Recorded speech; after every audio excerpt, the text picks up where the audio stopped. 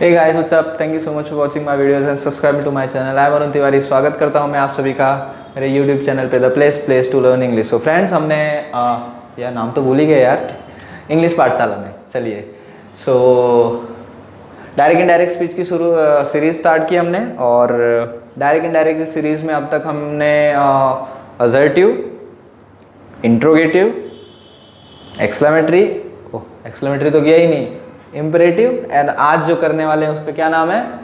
उसका नाम है एक्सक्लेमेटरी सेंटेंसेस। सो एक्सक्लेमेटरी सेंटेंसेस किसको कहते हैं? सबसे पहले तो ये डाउट होना आ जाता है मन में कि हम डायरेक्ट से इनडायरेक्ट स्पीच बदलते हैं तो हर टेंस का रूल क्यों बदल जाता है? हर टेंस का रूल बदल जाता है, उसके साथ साथ हर सेंटेंस का भी रूल बदल जाता है। कितना कंफ्यूजिंग है यार डायरेक्ट इनडायरेक्ट स्पीच। ज़्यादा कंफ्यूजिंग नहीं है, कुछ भी नहीं है इसमें। सो एक्सक्लेमेटरी सेंटेंसेस का मतलब क्या होता है, सबसे पहले वो देख लेते हैं फ्रेंड्स। एक्सक्लेमेटरी सेंटेंसेस का मतलब होता है उद्गार वाक्य, हिंदी में बोलते हैं। हम जब भी किसी से बात करते हैं तो कई बार है ना, हमारे इमोशंस और फीलिंग निकल के आ जाते हैं, कुछ ज़्यादा ही निकल के आ जाते हैं। कई बार तो गुस्सा आ जाता है, खुशी होती है, कभी कभी सरप्राइज होता है, दुख भी होता है हमें किसी के लिए। ये सारी चीज़ें हमारी फीलिंग्स होती है ना, स्ट्रॉन्ग इमोशंस और फीलिंग, वो सब इसमें निकल के आती हैं। दैट मीन्स इससे एक्सक्लेमेटरी सेंटेंसेस से डिनोट करते हैं। ये सेंटेंस ही यूज होता है to show our emotions, our feelings. Direct से इनडायरेक्ट स्पीच में जब एक्सक्लेमेटरी सेंटेंसेस को आप बदलोगे तो कौन कौन सी जगह पे किस टाइप की फीलिंग्स के लिए किस टाइप का वर्ड, कौन कौन सा वर्ड यूज करोगे, वो मैं यहाँ लिख कर लाया हूँ आपके लिए। खुशी है, बहुत खुश हो आप, क्या लिख दोगे? जॉय। अच्छा, जॉय को ऐसे अकेले नहीं लिखोगे, काफी बड़ा है। सो ये है एक्सक्लेम्ड विथ, यहाँ लिखा है मैंने एक्सक्लेम्ड विथ, सेड टू की जगह पे या सेड की जगह पे एक्सक्लेम्ड विथ। खुशी है तो एक्सक्लेम्ड विथ जॉय, दुख है तो यार एक्सक्लेम्ड विथ सॉरो, सरप्राइज है तो wow exclaimed with sorrow, regret है सॉरी यार एक्सक्लेम्ड विथ रिग्रेट। और कुछ बचा?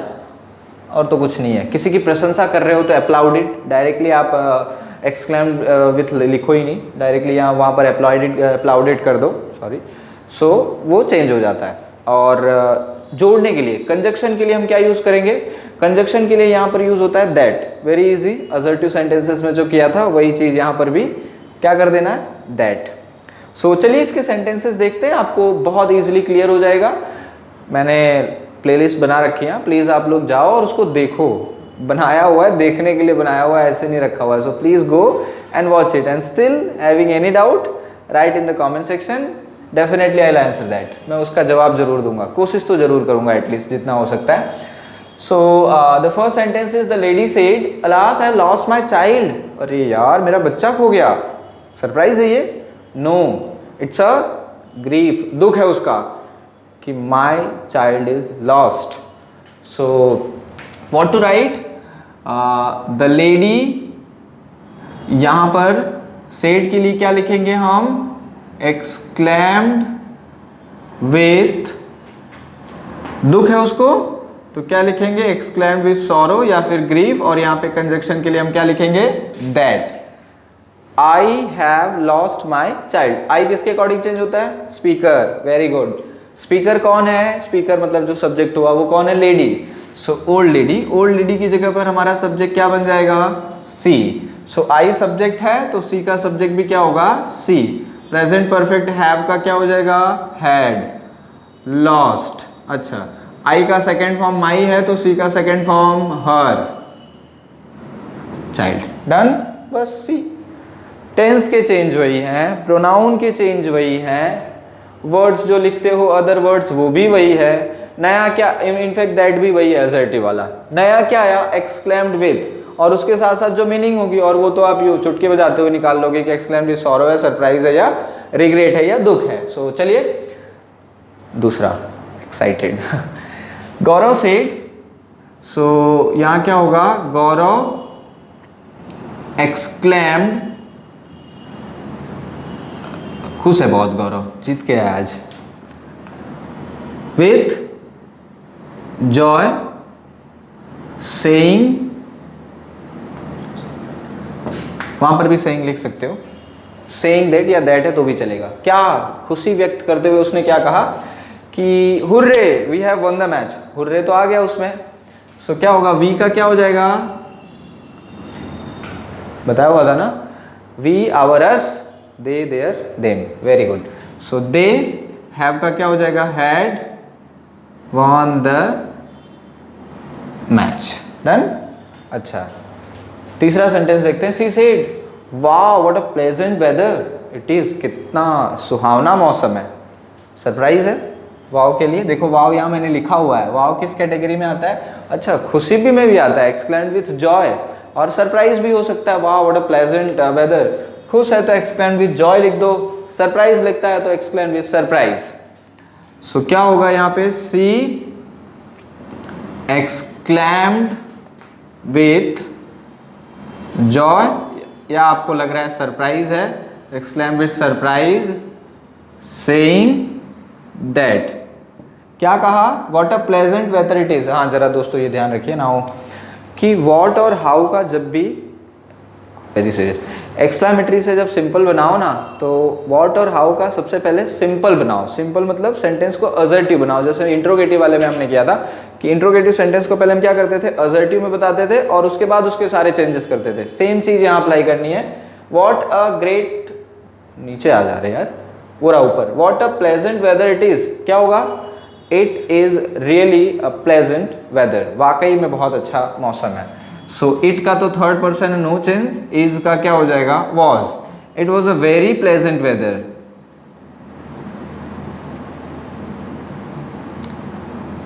डन। चलो थर्ड पे आते हैं, जितने टाइप के भी सेंटेंसेस आते हैं ना आपको, मैंने सारे ये 5 में इंक्लूड कर लिए हैं, सारे मतलब जिस भी टाइप, जितने भी हो सकते हैं, फील देखो क्या हो सकता है, खुशी हो सकती है आपको, दुख हो सकता है, सरप्राइज हो सकता है, किसी की प्रशंसा कर सकते हो, सारे के सारे आ गए यहाँ पर। सो इससे बाहर का आने वाला नहीं है, बस खाली चेंजेस, सेंटेंस भले दूसरा आ जाए, मुझे नहीं लगता रूल इससे कुछ बाहर आने वाला है, इतना ही है। सो क्या होगा, wow what a great shot it is, कितना अच्छा शॉट मारा, प्रेज किया ना उसको, अप्लाउड किया। सो क्या होगा यहाँ पे, द स्पेक्टेटर्स, अच्छा डायरेक्ट मैंने यहाँ देखो लिखा हुआ है ब्रावो या वाव है तो सरप्राइज लिख दे, या फिर ब्रावो वाटर, यहाँ सपोज अगर ब्रावो है, मान लीजिए ब्रावो करते हैं, वाव का तो हो गया एक, ब्रावो, तो क्या लिख देंगे, द स्पेक्टेटर अप्लाउडेड, प्रशंसा की, क्या कहते हुए, by saying that what a great shot it is, change क्या होगा, yes it is a great shot, so it is really a great shot. So again it was a very great shot, done. थोड़ा छोटा हो गया आज के video में, आप लोग देख लेना क्योंकि मैं इसीलिए सारे वर्ड्स को बोल भी रहा हूँ। Next she said how beautiful you are looking, ये भी उसको प्रेज किया उसने।